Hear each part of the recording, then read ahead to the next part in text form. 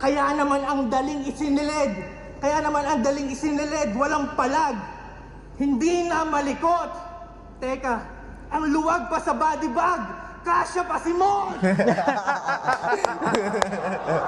Kasya ka pa daw. Tingin mo ba mangyayari battle niya this year?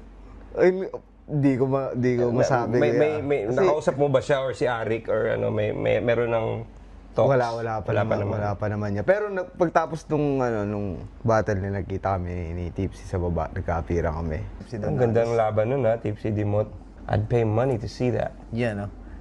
Pero yun nga, para sa akin, maganda rin siyang kasi magbe-benefit din ako na, hindi pa ako mawala sa eksena, may aabangan pa sa akin na ito.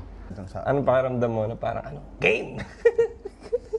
Oo, sa totoo lang yan, siyempre, may gigil, may mararamdaman kang gigil nila. Unexpected sa'yo na kinall out ka niya? Nagulat ka? Yung kay M-Site naman, sa laban niya kay Fruz, nagsabi na siya. Okay. Bago yung battle. Dito nagulat ka talaga kay Tipsy? Dito nagulat talaga ako.